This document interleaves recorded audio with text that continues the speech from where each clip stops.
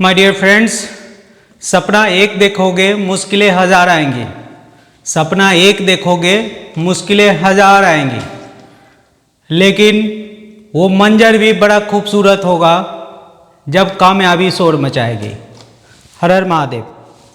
स्वागत है बच्चों आप सभी का हमारे YouTube चैनल महादेव ट्यूटोरियल में। बच्चों हम लोग मेटल नॉन मेटल पढ़ रहे हैं। आज हम लोग बात करने वाले हैं एलॉय का।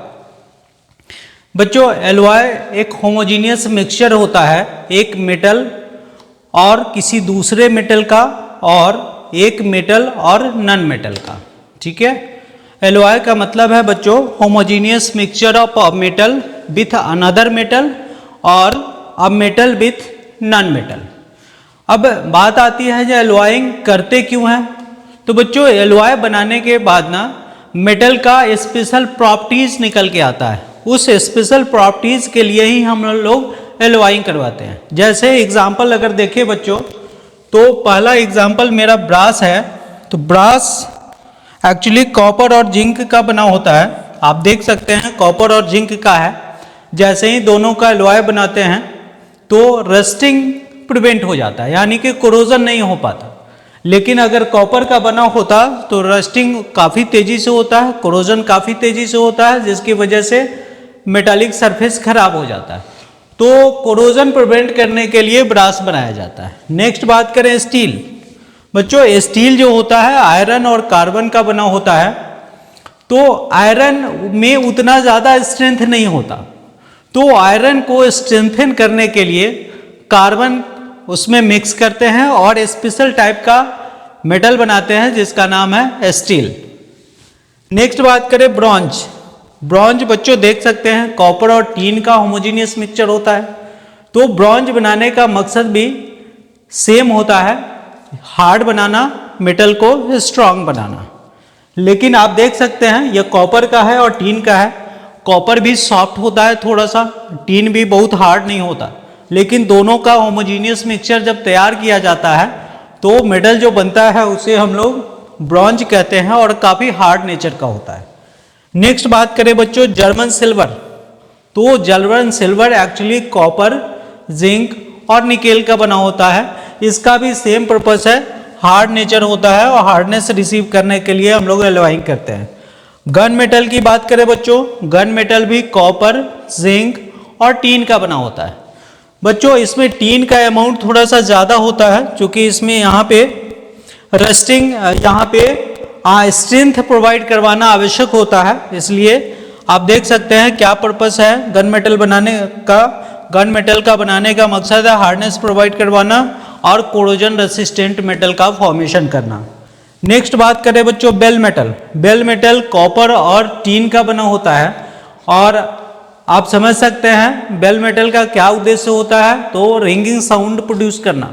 तो सोनोरस प्रॉपर्टीज डेवलप करने के लिए हम लोग कॉपर और टीन का मिक्सचर बनाते हैं जिसे बेल मेटल कहा जाता है। हार्डनेस प्रोवाइड करता है, ये हार्डनेस देता है और सोनोरस नेचर का होता है। स्टेनलेस स्टील की बात करें बच्चों, स्टेनलेस स्टील रस्ट प्रूफ होता है और स्टेनलेस स्टील बनाने के लिए हम लोग बेसिकली 4 कंपोनेंट का होमोजीनियस मिक्सचर बनाते हैं जिसको एलॉय कहा जाता है, स्टेनलेस स्टील कहा जाता है। आयरन, कार्बन, निकेल और क्रोमियम, ये चारों कंपोनेंट का होमोजीनियस मिक्सचर तैयार करते हैं जिसे स्टेनलेस स्टील कहा जाता है। नेक्स्ट और लास्ट सोल्डर है बच्चों। शायद आप देखे होंगे किसी इलेक्ट्रीशियन को इलेक्ट्रिसिटी बोर्ड के ऊपर वायर को अटैच करते हुए, तो पतला सा वो वायर इस्तेमाल करता है जिसको सोल्डर कहते हैं और उसका मेल्टिंग पॉइंट काफ़ी कम होता है। जैसे ही कॉपर आयरन को गर्म करके उस वायर के पास लाता है, वायर मेल्ट हो जाता है, फिर वो आसानी से इलेक्ट्रिकल वायर को बोर्ड पे अटैच कर पाता है। तो सोल्डर बनाने का जो पर्पस होता है वो होता है मेटल के बॉइलिंग पॉइंट को, मेटल के मेल्टिंग पॉइंट को कम करना। और ये बना किस चीज़ का होगा बच्चों, लीड और टीन का बना होता है, पीबी और एसएन का बना होता है। खास प्रॉपर्टीज है, एसएन भी 50% होता है इसमें और लीड भी 50% होता है। एलॉयिंग ऑफ गोल्ड। बच्चों गोल्ड को आप जानते होंगे, बेसिकली जो 100% प्योर गोल्ड होता है ये काफ़ी सॉफ्ट नेचर का होता है आपसे पूछा जाता है मोस्ट मैलिएबल, तो आप गोल्ड का नाम ही बताते हैं। मोस्ट मैलिएबल और मोस्ट डक्टाइल गोल्ड ही होता है। लेकिन गोल्ड चूंकि ये नोबल मेटल है, इन्वायरमेंट में प्रेजेंट किसी भी कंपोनेंट से ये रिएक्शन शो नहीं करता है, इसलिए हम लोग एज अ ज्वेलरी इस्तेमाल करते हैं। ज्वेलरी बनाने के लिए गोल्ड का लार्ज स्केल पे इस्तेमाल किया जाता है, लेकिन प्योर गोल्ड का ज्वेलरी नहीं बनाया जा सकता क्योंकि गोल्ड होता है सॉफ्ट नेचर का। तो गोल्ड में हार्डनेस लाने के लिए इसमें स्मॉल अमाउंट ऑफ सिल्वर का मिक्सिंग करते हैं, इट मीन्स एलॉइंग करते हैं, इसे कहते हैं एलॉइंग ऑफ गोल्ड। तो गोल्ड का क्वालिटी जो बनता है बच्चों, ये 9 कैरेट हो सकता है, 18 कैरेट हो सकता है और 24 कैरेट हो सकता है और 22 कैरेट हो सकता है। 24 कैरेट का कोई ज्वेलरी नहीं बनता है, क्योंकि प्योर गोल्ड हो गया तो सॉफ्ट होगा, लेकिन 22 कैरेट का ज्वेलरी बनाया जाता है। अब 22 कैरेट का क्या मतलब है बच्चों? 22 कैरेट का मतलब होता है 22 divided by 24th part gold होगा उसमें और 2/24th पार्ट सिल्वर होगा। फिर 18 कैरेट का क्या मतलब है? 18 कैरेट का मतलब है बच्चों, 18 कैरेट का मतलब है 18/24th पार्ट 18/24 और बाकी का 4 डिवाइडेड बाई 24th पार्ट उसमें सिल्वर होगा। तो जब आप खरीदने जाते हैं गोल्ड तो बेसिकली आप डिमांड करते हैं 22 कैरेट का या 18 कैरेट का, और उसका रिलेटिवली कॉस्ट भी ज़्यादा होता है बिकॉज उसमें गोल्ड का अमाउंट ज़्यादा होता है। वैसे 9 कैरेट भी होता है। नेक्स्ट बच्चों बात करें, क्वेश्चन है मेरे पास, calculate the percentage of pure gold in 22 carat gold and 18 carat gold. मैंने आपको बताया 22 कैरेट गोल्ड है, इसका क्या मतलब है? इसका मतलब है उसमें गोल्ड का amount 22 divided by 24th part है। तो फर्स्ट अगर बात करें हम लोग परसेंटेज ऑफ प्योर गोल्ड का मतलब हो जाएगा 22 डिवाइडेड बाई 24। चूंकि परसेंटेज निकालना है इसलिए 100 से मल्टीप्लाई करेंगे बच्चों, इसे कैलकुलेट करेंगे, आपका जो रिजल्ट आएगा 91.7% प्योर गोल्ड होगा इसमें। और अगर मैं बात करूं second question 22 carat, second question 18 carat gold का, तो परसेंटेज 18 कैरेट गोल्ड का, तो percentage of pure gold 18 carat में 18 डिवाइडेड बाई 24 पार्ट गोल्ड होगा। और इसको चूंकि मैं परसेंटेज की बात कर रहा हूं इसलिए मैं 100 से मल्टीप्लाई करूंगा बच्चों। ये आपका जो आंसर आएगा ये लगभग अप्रॉक्स 75% आ जाएगा। देख सकते हैं अगर 22 कैरेट गोल्ड है तो उसमें प्योर गोल्ड का अमाउंट 91.7% होगा, यानी कि ज़्यादा गोल्ड होगा, उसमें कॉस्टली मिलेगा आपको। और अगर 18 कैरेट गोल्ड की बात करें हम लोग तो उसमें प्योर गोल्ड का परसेंटेज 75% होगा, इसलिए मे भी थोड़ा सा वो सस्ता आपको मिल सकता है। नेक्स्ट बात करें बच्चों कोरोजन क्या होता है? तो किसी भी मेटल को एटमॉस्फेयर में एक्सपोज छोड़ देने के बाद एटमॉस्फेयर में प्रेजेंट मॉइस्चर और एयर उस मेटल के सुपरफिशियल लेयर से रिएक्ट करके उसके सुपरफिशियल लेयर को खराब कर देता है, डिस्ट्रक्ट कर देता है। धीरे धीरे सुपरफिशियल लेयर वहां से ब्रेक होकर के नीचे गिर जाता है और ग्रेजुअली सारा का सारा मेटल डिस्ट्रक्ट हो जाता है। तो कोरोजन अगर आपसे पूछा जाए बच्चों तो आप कह सकते हैं slow destruction of superficial layer of metals or slow destruction of metallic surface due to the activity of moisture and air present in the environment। ठीक है, तो बच्चों कोरोजन के लिए नेसेसरी कंडीशन क्या होता है? किस कंडीशन में कोरोजन पॉसिबल है? तो दो नेसेसरी कंडीशन है इसमें। एक तो है जो ऑक्सीजन का प्रेजेंस होना चाहिए जहां कहीं भी कोरोजन हो रहा है, और दूसरा मॉइस्चर का प्रेजेंस होना चाहिए। अगर ऑक्सीजन और मॉइस्चर प्रेजेंट है तो निश्चित रूप से वहाँ का मेटालिक सरफेस कोरोजन से सफ़र करेगा और धीरे धीरे ग्रेजुअली मेटालिक सरफेस का सरफेस डिस्ट्रक्ट होना स्टार्ट हो जाता है। अब यहाँ पे आपसे एक क्वेश्चन पूछा गया बच्चों, 3 कंटेनर है, एक में बॉइल्ड वाटर है, ऊपर से ये खुला हुआ है, कुछ भी नहीं है यहाँ पे। दूसरा अगर एग्जांपल बताए तो इसमें बॉइल्ड वाटर रखा हुआ है और ऊपर से ऑयल का लेयर लगा हुआ है। और तीसरे में बात करें बच्चों, यहाँ पे टैप वाटर है और इस सभी में नेल रखा हुआ है। जो चूंकि टैप वाटर जो होता है उसमें इम्प्योरिटीज काफ़ी ज़्यादा होता है, तो यहाँ पे बच्चों ऑक्सीजन भी होगा और वाटर तो है ही, तो यहाँ पे रस्टिंग पॉसिबल है। अगर टैप वाटर में डाल दिया जाए किसी नेल को, आयरन नेल को, तो वहाँ पे रस्टिंग पॉसिबल है। लेकिन अगर हम लोग बॉयल्ड वाटर में डालें और ऊपर से ऑयल का फिल्म लगा दें, तो बॉइलिंग करने के बाद आप जानते होंगे गैसेस का सॉल्युबिलिटी कम हो जाता है और सारा ऑक्सीजन वहाँ से एस्केप हो जाता है। तो बॉइल्ड वाटर में कहीं भी ऑक्सीजन बचेगा नहीं, इस वजह से यहाँ ऑक्सीजन नहीं मिलेगा इसको और रस्टिंग यहाँ पे पॉसिबल नहीं है। यहाँ पे आप देख सकते हैं बच्चों, ये बॉइल्ड वाटर है। जैसा कि मैं आपको बताया बॉइल्ड वाटर में ऑक्सीजन नहीं होता है, तो आयरन नेल तो है लेकिन इसको वाटर मिलेगा, मॉइस्चर मिलेगा, लेकिन ऑक्सीजन नहीं मिलेगा।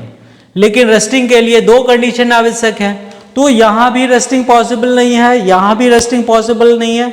लेकिन टैप वाटर में अगर आयरन नेल रखा हुआ है तो बच्चों यहाँ पे रस्टिंग पॉसिबल है। नेक्स्ट बात करें बच्चों, factors affecting the rate of corrosion. Corrosion का रेट किस किस फैक्टर पर डिपेंड करता है? बच्चों मेटल जितना ज़्यादा प्योर होता है कोरोजन उतना ही स्लो होता है, और मेटल्स में अगर इम्प्योरिटीज प्रेजेंट है तो कोरोजन का रेट उतना ही ज़्यादा होता है। किसी मेटल को इलेक्ट्रोलाइट में डाल दिया जाए तो जितना ज़्यादा इलेक्ट्रोलाइटिक प्रॉपर्टी जो होगा सॉल्यूशन का उतना ही ज़्यादा रस्टिंग होगा।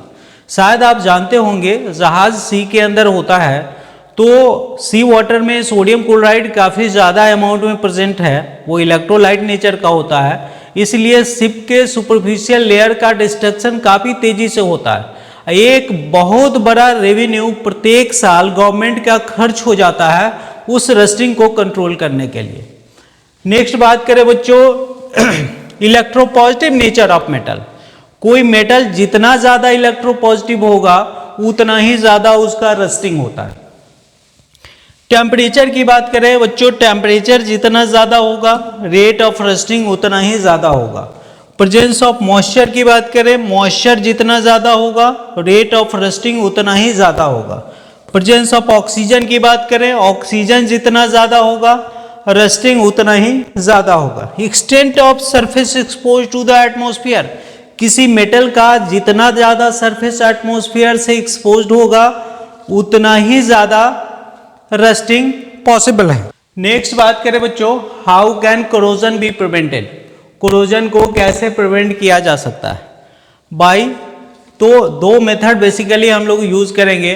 बाय सरफेस कोटिंग, किसी मेटल के सरफेस को या तो ऑयल के द्वारा कोटिंग कर दिया जाए या ग्रीस के द्वारा कोटिंग कर दिया जाए या किसी तरह का पेंट लगा करके कोटिंग कर दिया जाए, तो इसके बाद मेटल्स के सुपरफिशियल लेयर का कांटेक्ट मॉइस्चर और ऑक्सीजन से कट जाता है, जिसकी वजह से रस्टिंग वहाँ पे पॉसिबल नहीं है, कोरोजन पॉसिबल नहीं है। तो बच्चों एक मेथड जो इफेक्टिव मेथड है वो ऑयल और ग्रीस या पेंट का एक लेयर लगाना। दूसरा एक प्रोसेस होता है इलेक्ट्रोप्लेटिंग, जिसमें किसी मेटल के सुपरफिशियल लेयर पे किसी लेस रिएक्टिव मेटल का एक लेयर चढ़ा देते हैं, जिसके कारण उसका रस्टिंग प्रिवेंट हो जाता है। जैसे आप जानते होंगे आपके भी घर में ये वाटर टैप प्रेजेंट होगा। ये वाटर टैप एक्चुअली आयरन का ही बना होता है, लेकिन वो क्रोम प्लेटेड होता है। सिर्फ आयरन होता तो काफ़ी तेज़ी से रस्टिंग होता और थोड़े ही समय में रस्ट के कारण टैप खराब हो जाता। चूँकि वो क्रोमियम प्लेटेड होता है इसलिए उसमें रस्टिंग नहीं होता और लॉन्ग लास्टिंग होता है, काफ़ी दिनों तक चलता है और देखने में भी शाइनिंग अपीयरेंस देता है, तो बढ़िया लगता है। लेकिन बच्चों चूँकि क्रोमियम प्लेटेड है इसलिए इसका कॉस्ट काफ़ी ज़्यादा हो जाता है। नेक्स्ट बात करें bye connecting metals with more electropositive metals. किसी मेटल में अगर कोरोजन मुझे कंट्रोल करना है, कोरोजन प्रिवेंट करना है, तो उस मेटल के सरफेस को किसी मोर रिएक्टिव मेटल से हम लोग कनेक्ट कर देते हैं, मोर इलेक्ट्रोपॉजिटिव मेटल से कनेक्ट कर देते हैं, तो कोरोजन का रेट कम हो जाता है। जैसा आप जानते होंगे वाटर पाइप को जमीन के अंदर जब डाला जाता है तो रस्टिंग को कंट्रोल करने के लिए उस आयरन वाटर पाइप को मोर इलेक्ट्रोपॉजिटिव मेटल मैग्नीशियम से कनेक्ट कर दिया जाता है, ताकि रस्टिंग को प्रिवेंट किया जाए। और इसी की वजह से जो वाटर पाइप जमीन के अंदर डला होता है, मेटालिक वाटर पाइप, वो काफ़ी दिनों तक चल पाता है। नेक्स्ट बात करें बच्चों हम लोग rusting of iron. Rusting of iron क्या है? तो ये कोरोजन का सबसे कॉमन केस है। कोरोजन का मतलब होता है destruction of superficial layer of a metal. तो रस्टिंग जो है कोरोजन का एक स्पेशल केस है जिसमें आयरन का जो रस्टिंग होता है, और आयरन के रस्टिंग को ही हम लोग, आयरन के कोरोजन को ही हम लोग रस्टिंग कहते हैं। तो रस्ट कोई नया शब्द नहीं है, कोरोजन हम लोग पढ़ ही रहे थे, रस्टिंग भी एक कोरोजन का ही है, किस है। लेकिन अगर कोरोजन आयरन का होता है तो उसको स्पेशली हम लोग रस्टिंग बोलते हैं। अब रस्टिंग में होता क्या है बच्चों, आयरन को ऑक्सीजन और वाटर से रिएक्शन हो जाता है, और रिएक्शन के बाद रस्ट का फॉर्मेशन होता है। रस्ट का फॉर्मूला होता है बच्चों Fe2O3.XH2O। अब ये जैसे ही रस्ट का फॉर्मेशन होगा, मेटल का, आयरन का सुपरफिशियल लेयर खराब होने लगता है। और इसको बैलेंस कर दे बच्चों अगर, तो यहाँ पे 4 लिख सकते हैं, यहाँ पे 3 लिख सकते हैं, और यहाँ पे भी आप 2 लगा दीजिए, इक्वेशन बैलेंस हो गया। तो यहाँ पे बेसिकली बच्चों आपको याद रखना है रस्ट का फॉर्मूला क्या होता है, Fe2O3.XH2O। अब यहाँ पे X का मतलब है वाटर का अमाउंट, यहाँ पे अनकैलकुलेटेड होता है, थोड़ा ज़्यादा और कम हो सकता है, इसलिए वेरिएबल नंबर एक X लिख देते हैं, इसलिए XH2O लिखा हुआ है। नेक्स्ट बात करें नेसेसरी कंडीशन फॉर रस्टिंग। तो आपने कोरोजन पढ़ा है, रस्टिंग क्या है, रस्टिंग भी एक तरह का कोरोजन ही है, लेकिन स्पेशल केस है, आयरन का कोरोजन है, इसलिए रस्टिंग कहते हैं। तो जो कोरोजन का कंडीशन था वही रस्टिंग का भी कोरोजन रस्टिंग का भी कंडीशन होगा। पहला कंडीशन ये है प्रेजेंस ऑफ ऑक्सीजन, और दूसरा कंडीशन है प्रेजेंस ऑफ मॉइस्चर। तो ऑक्सीजन और मॉइस्चर अगर आयरन सरफेस के कांटेक्ट में है तो निश्चित रूप से रस्टिंग पॉसिबल है। What accelerates the rate of rusting? कौन सा फैक्टर है जो रेट ऑफ रस्टिंग को इनहेंस कर देता है? तो बच्चों पहला फैक्टर है इम्प्योरिटीज। अगर आयरन में इम्प्योरिटीज ज़्यादा है तो निश्चित रूप से उसका जो है रेट ऑफ रस्टिंग बढ़ जाता है और तेज़ी से रस्टिंग होने लगता है। दूसरा बात करें प्रेजेंस ऑफ इलेक्ट्रोलाइट्स, जहाँ पे आयरन रखा हुआ है वहाँ पे अगर इलेक्ट्रोलाइट्स का अमाउंट ज़्यादा है तो रेट ऑफ रस्टिंग काफ़ी ज़्यादा होगा। और सबसे इम्पॉर्टेंट है बच्चों presence of non metallic gases. Non metallic जो ऑक्साइड होता है वो एसिडिक कैरेक्टर का होता है, तो नॉन मेटल ऑक्साइड अगर प्रेजेंट है आयरन के आसपास तो बच्चों रेट ऑफ रस्टिंग बढ़ जाता है। अगर नॉन मेटल ऑक्साइड की बात करें तो मे बी कार्बन डाइऑक्साइड हो सकता है, मे बी सल्फर डाइऑक्साइड हो सकता है, मे बी सल्फर ट्राइऑक्साइड हो सकता है, मे बी नाइट्रिक ऑक्साइड हो सकता है, मे बी नाइट्रोजन डाइऑक्साइड हो सकता है। तो इन नॉन मेटल के ऑक्साइड के प्रेजेंस में रेट ऑफ रस्टिंग ज़्यादा हो जाता है, फास्ट हो जाता है। नेक्स्ट बच्चों बात करेंगे how can rusting be prevented. अब ये रस्टिंग को प्रिवेंट कैसे किया जा सकता है? तो जैसा आपने कोरोजन में पढ़ा बाय सरफेस कोटिंग, तो यहाँ पे भी किसी आयरन के सरफेस का कोटिंग कर दिया जाए तो रस्टिंग प्रिवेंट हो जाता है। कोटिंग किस चीज़ का हो सकता है? तो ऑयल का हो सकता है, ग्रीस का हो सकता है, या पेंट का हो सकता है। बच्चों यहाँ पे रस्टिंग में एक स्पेशल एक्टिविटी परफॉर्म करते हैं हम लोग जिसका नाम है गैल्वेनाइजेशन। गैल्वेनाइजेशन शब्द भी आपके लिए ज़्यादा इम्पोर्टेंट है। गैल्वेनाइजेशन का मतलब होता है बच्चों किसी आयरन सरफेस के ऊपर जिंक का लेयर डिपॉजिट करना। किसी आयरन सरफेस के ऊपर अगर जिंक का लेयर डिपॉजिट करना किया जाता है तो उसे कहते हैं हम लोग गैल्वेनाइजेशन। गैल्वेनाइजेशन का जो पर्पस होता है just to prevent the rusting. Rusting को प्रिवेंट करने के लिए जिंक का लेयर लगा दिया जाता है। लेकिन यहाँ से एक क्वेश्चन आता है बच्चों, अक्सर पूछा जाता है, जो अगर आयरन लेस इलेक्ट्रोपॉजिटिव है, जिंक मोर इलेक्ट्रोपॉजिटिव है, तो जिंक का लेयर लगाने के बाद फिर रस्टिंग प्रिवेंट कैसे हो जाता है? तो बच्चों मैं आपको बता दूं, जैसे ही आयरन सरफेस के ऊपर जिंक का लेयर लगाते हैं तो जिंक का रस्टिंग होता है, लेकिन जैसे ही उसके सुपरफिशियल लेयर का रस्टिंग होता है उसका रस्ट एक प्रोटेक्टिव लेयर का काम करता है और फर्दर रस्टिंग ब्लॉक हो जाता है, नेक्स्ट आगे रस्टिंग नहीं हो पाता है। इस तरह से हम लोगों का जो आयरन सरफेस है वो इंटैक्ट रहता है लॉन्ग टाइम तक। नेक्स्ट बात करें बच्चों, बाई टिनिंग ऑफ आयरन। जो केन आप देखते हैं, फूड पैकेजिंग के लिए केन इस्तेमाल होता है, या कोल्ड ड्रिंक्स वगैरह आप पीते होंगे, तो ये केन जो होता है टीनिंग किया होता है, यानी कि आयरन के ऊपर टीन का लेयर चढ़ा दिया जाता है। चूंकि ये टीन नॉन टॉक्सिक होता है, इसलिए फूड पैकेजिंग में काम आता है। तो टीनिंग का मतलब है deposition of layer of tin over the iron surface.